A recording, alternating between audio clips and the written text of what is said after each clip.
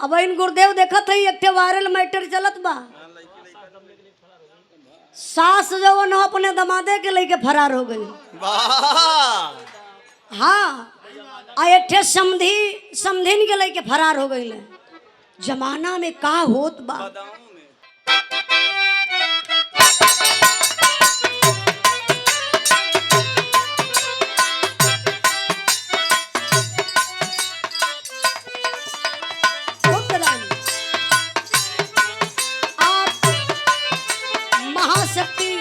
ललिता देवी माई के नाम पर सम्मान किए पे आई कहना बा।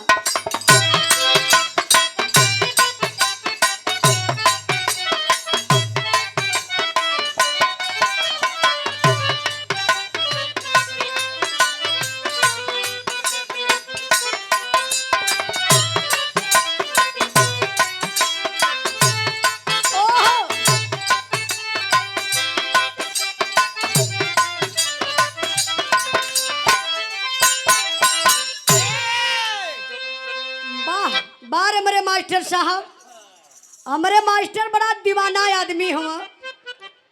केहू का दीवाना बन सकल। दीवाना का मतलब ये मत समझिया कि कोनो लड़की का दीवाना बन जाई है। देवी माई का मंदिर बा वहाँ जाई है तो वही दीवानगी में डूब जाला। अगर ये अखाड़ा के मैदान में गई तो तुरंत पैंट शर्ट अपन निकाल के संदीप भैया वाह और लड़ाई शुरू कर देने, वो लड़ाई शुरू कर दिले। बहुत अच्छा आदमी वो समय देख के ही चलल है। बड़ी बढ़िया गीत बजौलन। कौन गीत रहा मास्टर साहब? हमरे काले तो चलबा ना।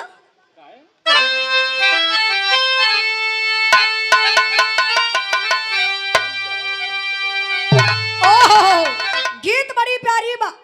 जोन गुरुदेव बैठल हुआ जोन 500 रुपया डाले रहा है, पियर की टोपिया लगा के दाढ़ी वाला, एक गुरुजी के जमाना का गीत बा। आज भी नई बात जब गवाई तब नहीं रही, जब गवाई तब नहीं रहल। ये गुरुदेव कब पुरान हो गई ना करी। यही तरीके से इंसान के भी अपने शरीर पर ध्यान देवे के चाहिए। जितना बढ़िया मेंटेनेंस बना के रखबा उतना जल्दी आप बुढ़ा ना सकेला। तो हम एक बात बताई गीत के माध्यम से, कभी भी आप लोग अपने सेहत पर ध्यान जरूर दिहल जाई। डॉक्टर की यहाँ गैला से बढ़िया बा कि 10 रुपया अपने ऊपर बढ़िया से फूक ला खाए पिए में। अरे भैया 75 रुपया खर्चा कर देना सब। 75 रुपया का करिए खर्चा करके शरीरिया के ऊपर। अच्छा टनिकिया हो ओकर ना टानिक हो का तो टानिक लगाई बैठल हमें। तो देखी बड़ी प्यारी गीत बजौलन मास्टर साहब। कौन गीत बा?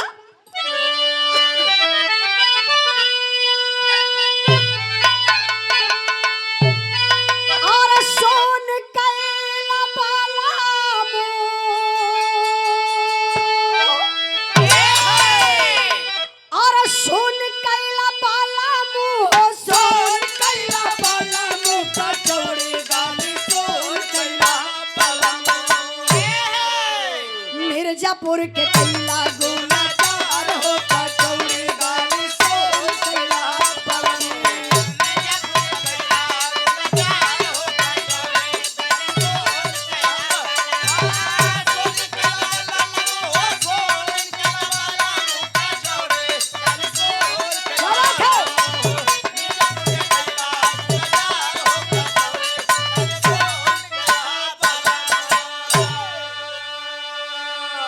कितनी मस्त लाइन बा।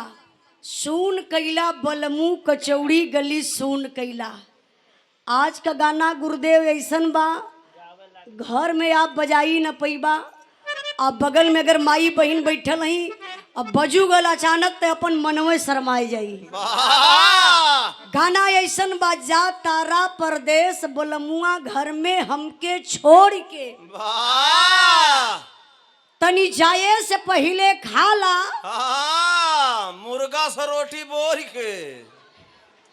अरे कक्का मंदिर में बैठल हुआ कुछ शब्दों बोलबा तो पाप लगी। नहीं भैया गाना बतावत है। अच्छा मुर्गा से नहीं वो ठलाली से। वाह वो हमें बोरल नहीं जाला तब का कहीं जाला के चाटल जाला। दोहाई सरकार का तो उससे हमार हारी हो पागल राम। देखिए, नहीं सब लोग चाटल करे। गवैया गौले होवे कि जा तारा परदेश बलमुआ घर में हमके छोड़ के। अब दही गुड़ से जतरा ना बनत ह, अब वो ठलाली से जतरा बनत बा। बतावा ई कैसे घर में बजी, कैसे माई बहन के सामने केहू सुनी। लेकिन वाह, पहले का लिखवैया कितनी बढ़िया लाइन लिखा जो सुनले पर मन बड़ा आनंदित हो जाए। कितनी प्यारी लाइन में मास्टर साहब। इहे गावे का कहे, जावन मजा जावन मजा आम की चटनिया तव सोवधनिया में नाही।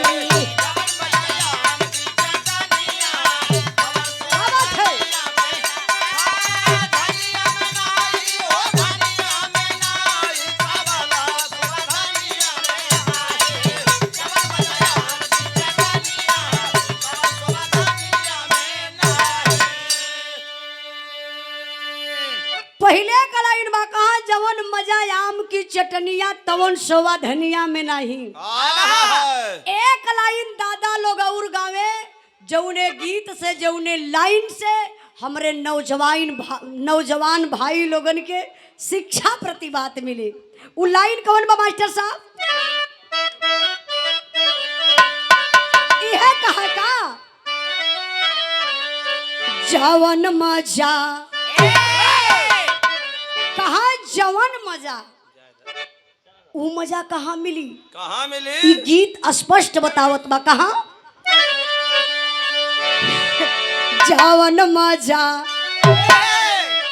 जवन मजा अपनी दुल्हनिया तवन हीरोइनिया में नाही।